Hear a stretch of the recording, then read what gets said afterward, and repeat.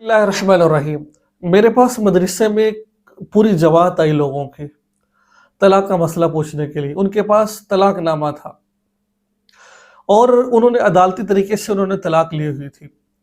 अब बेचारे वो सादा लोग थे, उनको पता नहीं था इस बात का कि तलाक कैसे होती है। अब जो दरमियान का बंदा था ना, दरमियान का बंदा, उसने गलती ये की कि जब वो निकाहनामा लिखवा रहा था, देखो शरीयत का अहसन तरीका ये है कि जब आप किसी को तलाक दें तो एक तलाक दे दें, पाकी में तलाक दें, ठीक है, और उसके बाद 3 वो हैज गुजार कहीं और निकाह कर ले वो। अच्छा, एक तलाक देने का फ़ायदा ये होता है कि अगर आप इद्दत में रुजू करना चाहें रुजू कर सकते हैं। अगर इद्दत गुजर जाएगी आपकी तब भी आप अगर हलाले के रुजू कर सकते हैं, लेकिन फ़र्क ये है कि आपको 2 तलाकों का इख्तियार होगा, ठीक है। अब वो सादा बंदा था, वो किसी वकील के पास या किसी के पास गया और उसने वहाँ जाकर तलाक़ सलासा लिखवा दी, तलाक़ सलासा लिखवा दी और उसने नीचे साइन करवा लिए कि मैं अपने होश व हवास से मैं फ़लाँ बिन फ़लाँ को इस वजह से तलाक देता हूँ।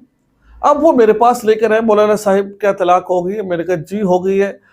चे जाए कि अभी 2 नोटिस नहीं भेजे, लेकिन जो पहला नोटिस उन्होंने बनाया था ना 3 तलाकों वाला, उस पर लड़के ने साइन कर दिए हैं। होना तो ये चाहिए था वहाँ पर 1 तलाक लिखी होती। ये इसलिए होता है बाज़ दफ़ा इंसान गलती कर बैठता है, उसको एहसास होता है तो दोबारा फिर मुलाकात कर लेते हैं वो।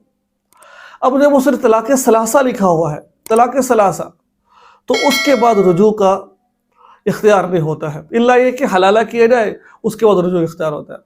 अगर हलाला किया जाए तो उसके बाद रुजू का इख्तियार कोई नहीं होता है। ये बात ज़हन में रखें। जब भी कोई शख्स अदालती तलाक दे रहा है तो उसमें तलाक़ सलासा ना लिखा जाए, बस 1 तलाक दे दे और काम छोड़ दिया। अगर उसका दिल चाहा तो रुजू कर लेगी, अगर दिल ना चाहा तो 3 महीने बाद यानी कि 3 हैज़ के बाद खुद ब खुद वो बाइना हो जाएगी। अब वो किसी और से निकाह कर सकती है। और बाज़ दफ़ा तलाक देने के बाद एहसास होता है मैंने गलत किया, और लेने वालों को भी एहसास होता है। जब 1 तलाक दी होगी तो आप रुजू कर सकते हैं। अगर 3 माहवारी गुजरेगी तब रुजू करना चाहे तो दोबारा निकाह करके प्रॉपर निकाह करके दोबारा रुजू कर सकते हैं। जब आप तीनों इकट्ठी दे देंगे तो फिर कोई इख्तियार आपके पास नहीं होगा। जब आपने तीनों इकट्ठी दे दी तलाक़ें, आप तक यानी कि नोटिस पहुंच गया है, अब उसके बाद फिर आपको कोई इख्तियार नहीं है। तो मुझे उम्मीद है कि आपको मसला ठीक तरीके से समझ आ गया होगा। दुआ में याद रखिए, चैनल को सब्सक्राइब कर लीजिए। अस्सलाम वालेकुम।